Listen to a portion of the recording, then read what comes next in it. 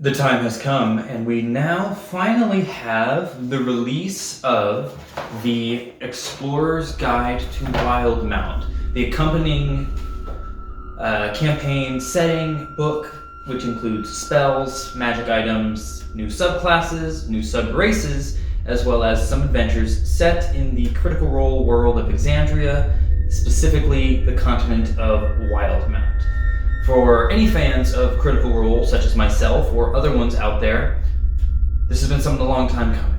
We had the Tal'Dorei campaign setting guide, which was published just by Critical Role itself. This one, however, is put out by Wizard of the Coast and WizKids, so it is now officially canon.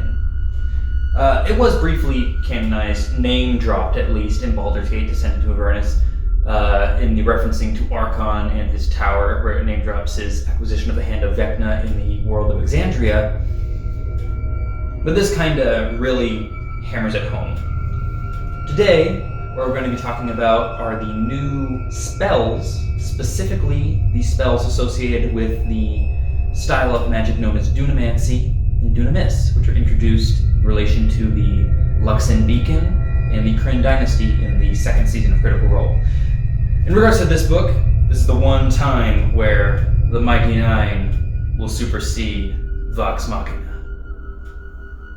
But who knows, they might actually succeed them anyway, depending on how the second campaign goes.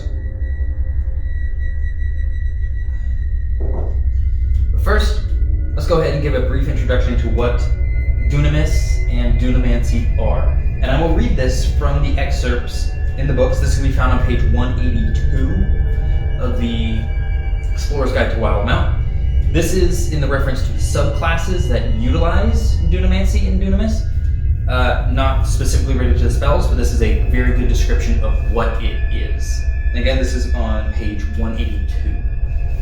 Dunamis is the primal magical energy of potentiality and actuality. An anticipatory arcane force that helps shape the multiverse and might very well be what holds its elements together, like an infinite web of unseen tethers. Manifesting as translucent gray energy that shimmers and drifts like an ethereal cloud of mist when gathered, Dunamis darkens as it vibrates and condenses to the moment of action or invocation, manipulating fundamental aspects of reality. Those who study the control and tap into its near invisible power can subtly bend the flow of time and space by controlling the forces of localized gravity, peering into possible timelines to shift fate in their favor, and scattering the potential energy of their enemies to rob them of their potency. So that is Dunamis. That is the actual essence of the source of magic. Now, Dunamancy in and of itself is this description, immediately followed. Dunamancy is an ancient esoteric study of magic almost unknown across Exandria. Facets of Dunamancy have quietly bled into the more common applications of spellcraft, like an unrealized glimpse behind the curtain of creation. Mages who pursue the study of this strange and complex force call themselves Dunamancers, and their interest in learning to alter the fabric of gravity, potential, and time often coincides with a hunger to understand the oldest mysteries of the cosmos. And then that leads to the description of the three subclasses, which I'll just mention now, are going to be our Echo Knight, Chronologist, and Graviturgist. But now, we're going to talk about the spells. So our Dunamancy spells. We have in total, ranging out, we have 2 new 9th level spells, 2 8th level, 1 7th level, 1 6th level, 1 5th, 1 4th, 1 3rd, 2 2nd, 2 1st, and then we have 1 new cantrip. I will be going through these in the order of the book, so this will be going through alphabetical order, just because I don't want to have to flip back and forth through the pages, messing up the video or anything like that. The video is bad enough as it is, but we're going through. Alright, so, starting off with one of our 2 8th level spells. This is something that is going to be available to the Graviturgist Wizard subclass. 8th level evocation spell, Darkstar. It has a casting time of 1 action, has a range of 150 feet, verbal, somatic, and material components, a shard of onyx, and a drop of the caster's blood, both of which the spell consumes. And it has a duration of 1 minute, and it is a concentration spell. The spell creates a sphere centered on a point you choose within range. The sphere can have a radius of up to 40 feet. The area within the sphere is filled with magical darkness and crushing gravitational force. For the duration, the spell's area is difficult terrain. A creature with dark vision can't see through the magical darkness, and non-magical light can't illuminate it. No sound can be created within or pass through the area. Any creature or object entirely inside the sphere is immune to thunder damage, and creatures are deafened while entirely inside it. Casting a spell that includes a verbal component is impossible there. Any creature that enters the spell's area for the first time on a turn or starts its turn there must make a Constitution saving throw. The creature takes 8d10 force damage on a failed save, or half as much damage on a successful one. A creature reduced to 0 points by this damage is disintegrated. A disintegrated creature and everything it is wearing and carrying, except magic items, are reduced to a pile of fine gray dust. Well, that's a pretty good spell right there. So essentially what that means, you have a total of, doing the math there, it gives us, it was 20 squares across, I think? No. It gives us a bunch of squares. It gives us a lot of squares across, because we have 40 on each side, big giant sphere. Everything in it taking 8d10 at the start of its turn on a failed con save. Plus that disintegration quality, it's not going to be a good time.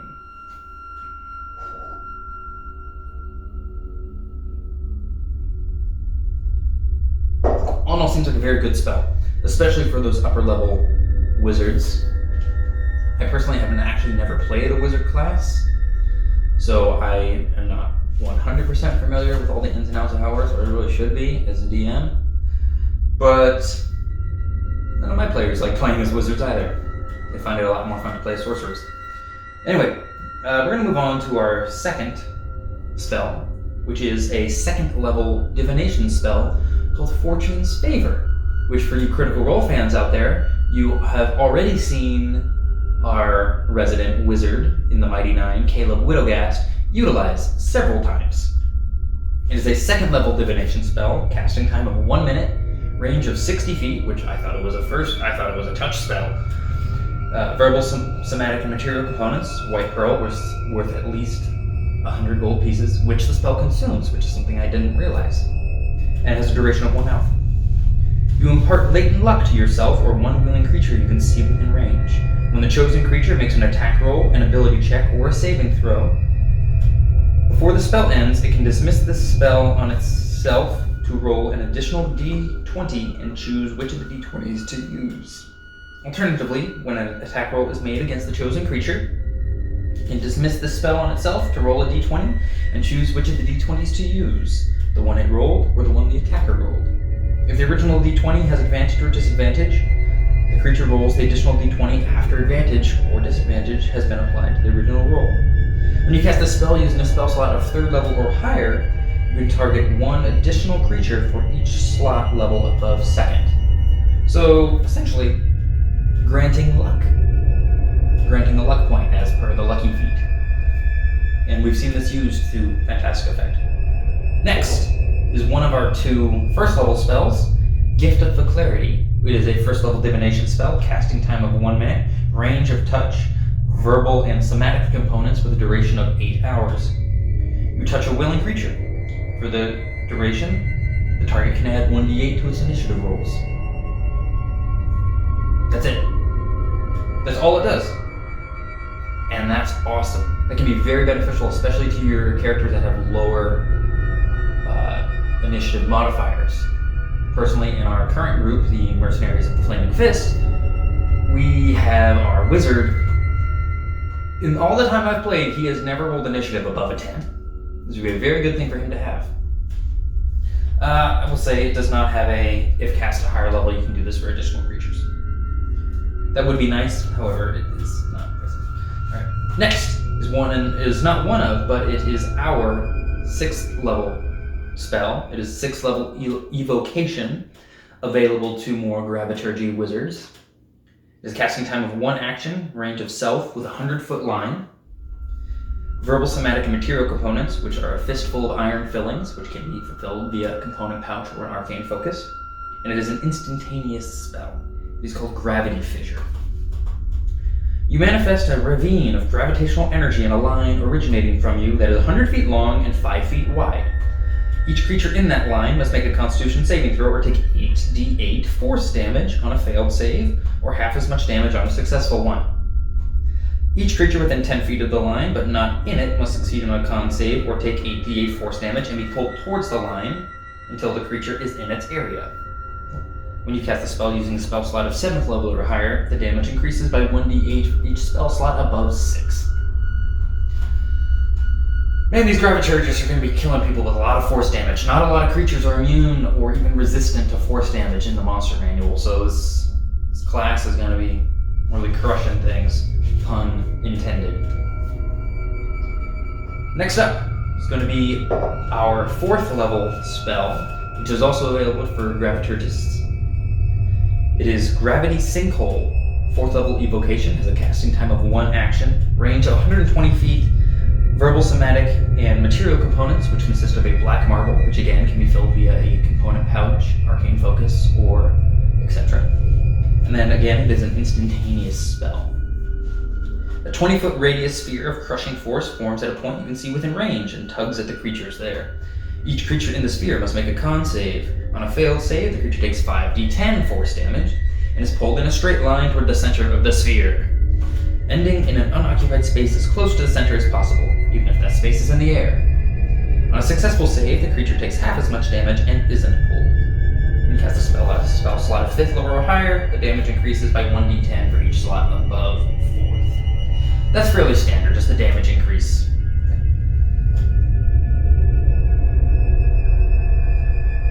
Something I can immediately see doing with this is pulling someone 20 feet up in the air, and then when the spell drops, I can immediately see that. A lot of these spells I can see very, very fun ways to use them in villains. Especially that. Although the irritating thing with that would be pull a character up in the air. If this damage eventually reduces them to 0, and they start making death saves when the spell drops, they drop, automatically lose a death save. It's one of those things that would have to make your characters think about what it would mean to either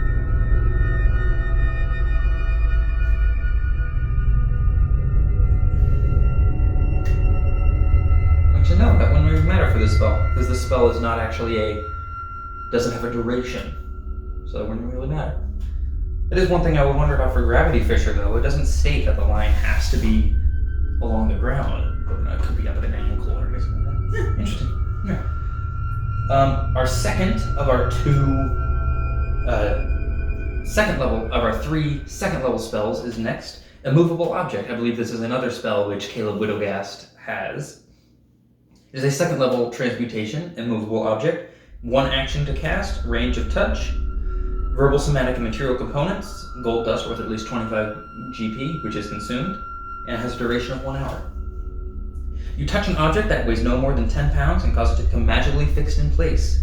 You and the creatures you designate when you cast the spell can move the object normally. You can also send a password that, when spoken within 5 feet of the object, suppresses the spell for a minute. If the object is fixed in the air, it can hold up to 4,000 pounds of weight. More weight causes the object to fall. Otherwise, a creature can use an action to make a strength check against your spell save DC. On a success, the creature can move the object up to 10 feet. At higher levels, when you cast this spell using a spell slot of 4th or 5th level, the DC to move the object increases by 5, and it can carry up to 8,000 pounds. If you cast the spell using a spell slot of 6th level or higher, the DC increases by 10, carry 20,000 pounds, and the effect is permanent until the spell. On the 4th or 5th, the duration increases to 24 hours. Essentially, you're making an immovable rod, but it can be anything. Very beneficial, especially if you're in an inn and you want to make sure people stay outside, not coming in your room. Just put in a little box, just right there. I can also see ways that this could be very beneficial in battle, because it does not state. Yes, it does not state whether or not the object does not have to be worn or carried. So, since it does not state that in the description of the spell, I would rule that if you chose to cast this on, say, enemy's armor, you could do it. I would make a DC. I would have them make a DC against the effect of the spell, but I'd let a player do that.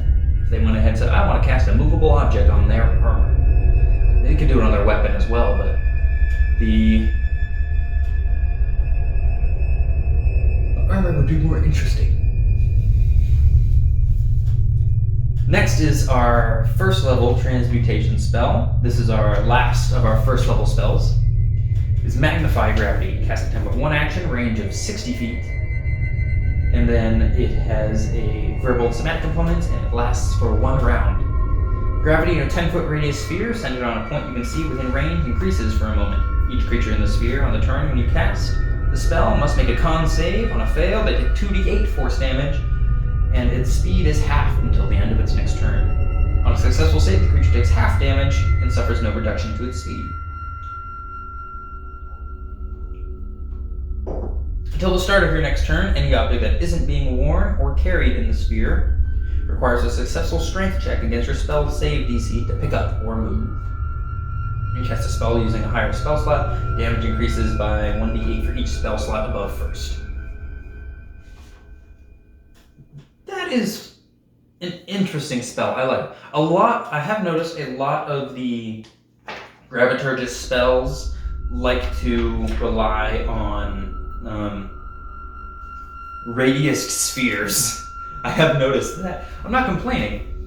Sphere area of effect is very, very handy.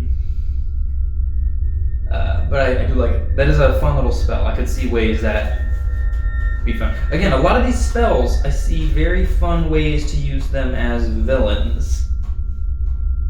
So, I think I'll definitely be making some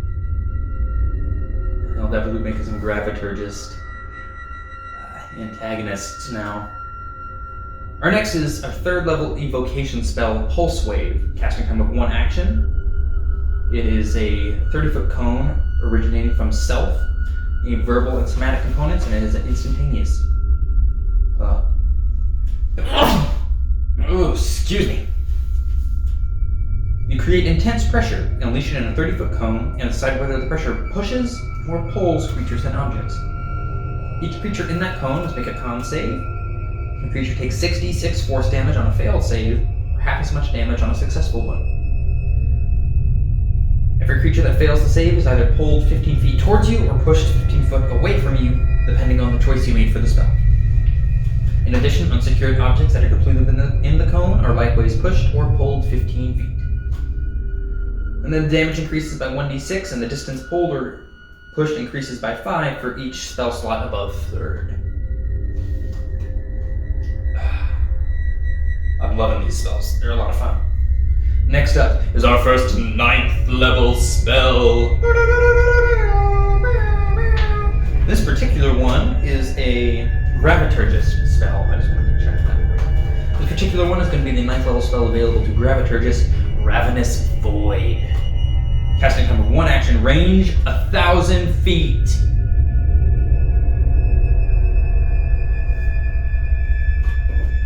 A range of 1,000 feet.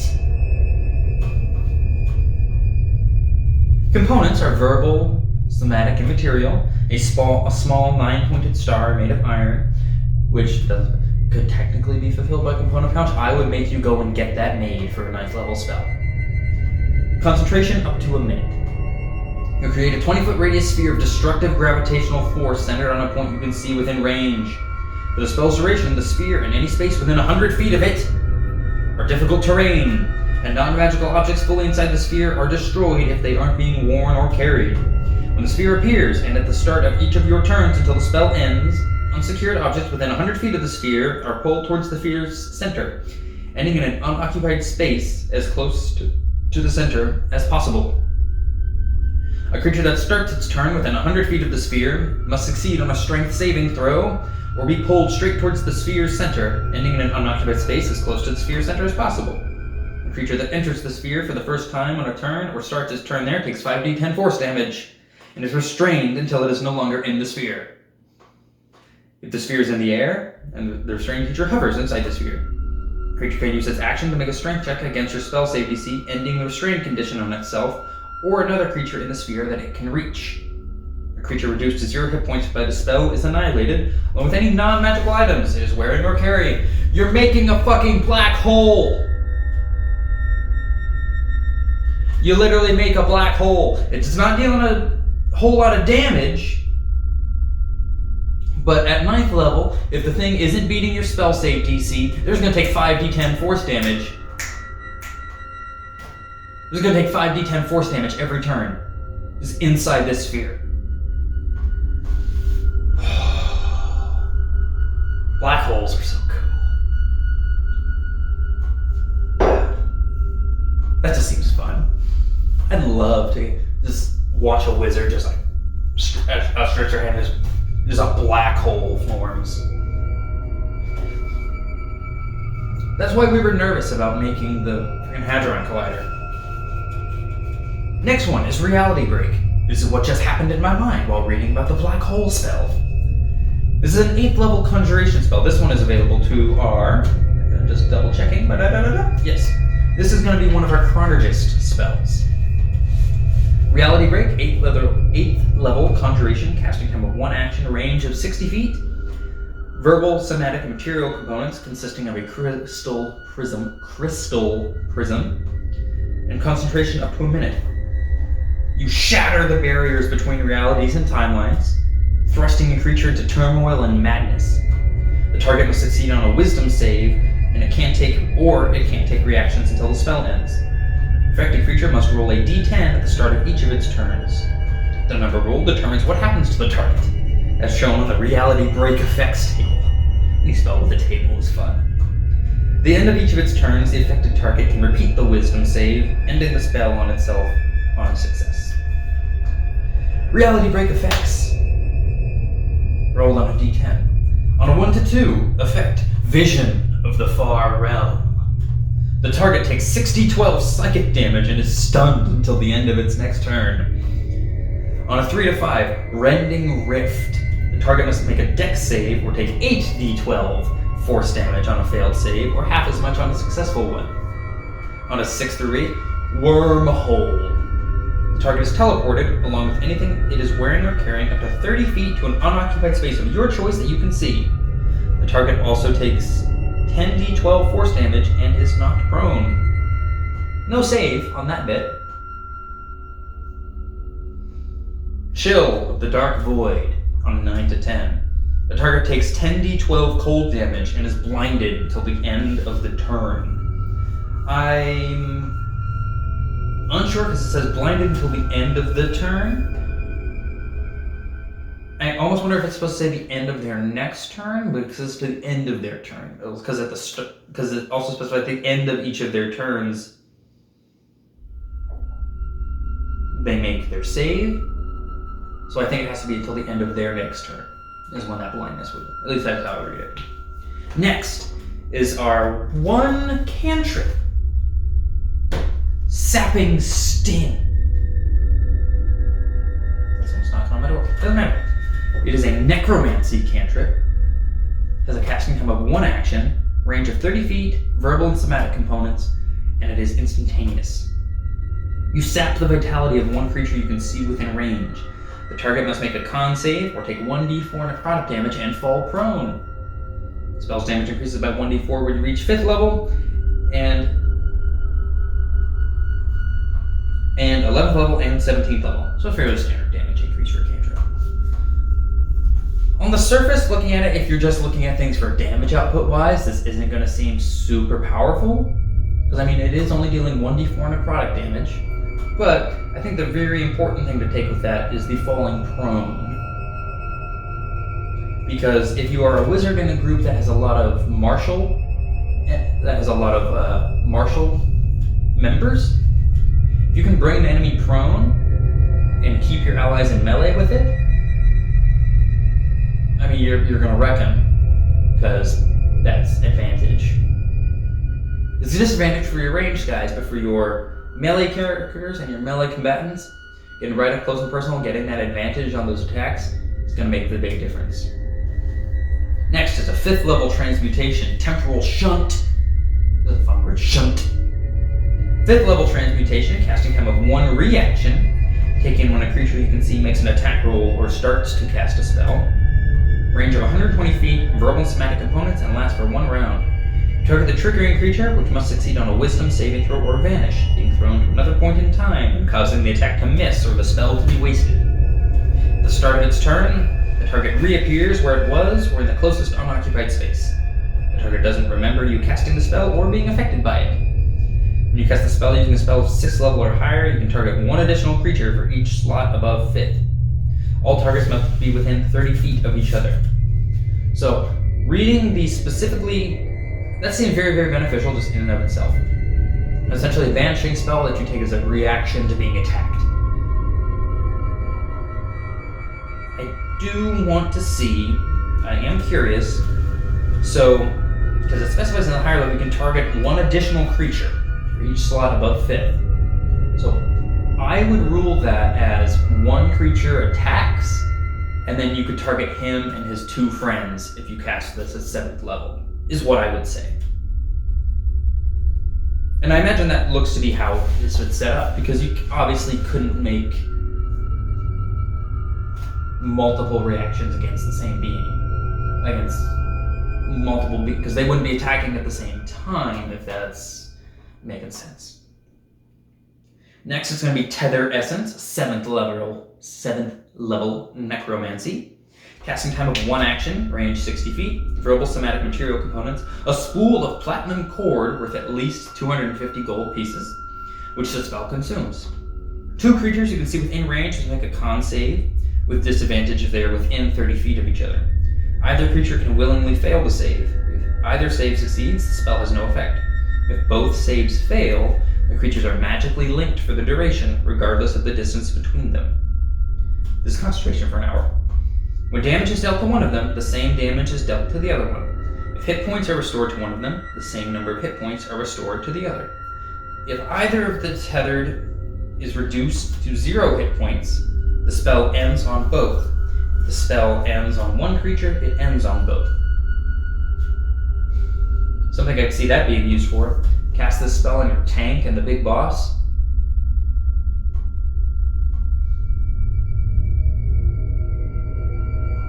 That could be fun. Next is our last 9th level spell, Time Ravage. It's a 9th level necromancy, casting time of 1 action, range 90 feet, verbal somatic material components, an hourglass filled with diamond dust worth at least 5,000 GP, which is consumed. It is an instantaneous spell. You target a creature that you can see within range, putting its physical form through the devastation of rapid aging. The target must make a con save or take 10d12 necrotic damage on a failed save, and half as much down a successful one. If the save fails, the target also ages to the point where it only has 30 days left before it dies of old age. In this age state, the target has disadvantage on attack rolls, ability checks, and saving throws, and its walking speed is halved. Only the Wish spell or the Greater Restoration cast within the 9th level spell slot can end these effects and restore the target to its previous age. That would be a party destroyer. Time Ravage.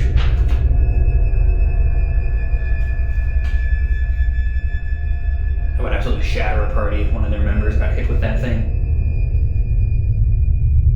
I want to do that so badly. Our last spell is the 2nd level conjuration spell, Wrist Pocket. Has the ritual tag for casting time of 1 action, range of self, somatic components, and has concentration up to an hour. You flick your wrist, causing 1 object in your hand to vanish. The object, which only you can be holding and can weigh no more than 5 pounds, is transported to an extra dimensional space, where it remains for the duration. Until the spell ends, you can use your action to summon the object to your free hand. You can use your action to return the object to the extra dimensional plane. An object still in the pocket plane, when the spell ends, that appears in your space at your feet. Casting this spell at a higher level has no additional benefits. I love these spells. The idea of this kind of the Dunamancy, the changing of reality and warping time and gravity is just so cool. It almost lends an almost sci-fi feel to an already fantasy world, which I love. I'm a big sci-fi guy. I'm debatably more of a sci-fi fan than I am a fantasy fan. And so having these spells which seem to almost add that kind of sci-fi, time travel, black holes, outer realms of space kind of thing is so cool to me, and it makes me so happy. Like, these kind of spells make me want to go and try a wizard class and play as one. Some of these really good spells are like the high level spells though, because there actually aren't a extensive number of lower level spells for these classes. Because I mean, there are only, let me double count these just right here. There are only 15 spells here, but and they're split between 2 separate classes. And already it's so cool, and it already is going to add so much flavor to these characters. Matt Mercer, in his creation of this book, looking at who this is specifically made by, well, it's made by more than just Matt Mercer, but a lot of the stuff has come from Matt Mercer's mind. Lead writer Matthew Mercer, writers James Haight, James Introcaso, Chris Lockey, and then Chris Perkins is the managing editor, because Chris Perkins is badass. I don't really have any more to say about that. These spells look so much fun. Again, I really want to use some of these for kind of villain. My idea of what I have going on in a campaign right now for something I want to do with guys is almost make more of a like still fantasy, but leading into that kind of space exploration. Exploring different worlds, not just the different planes kind of thing. These add a lot of flavor to that. Anyway, that is going to be it for this video. If you like this, please leave a like and a comment down below. Also, in a couple seconds, you'll see the screen here. Here is going to be a video that YouTube recommends for you, and this will be, I think this will be my most recent upload. They might be switched. And then you can hit this button up here if you want to go ahead and subscribe. I'll see all of you guys in the next video. Have a good one.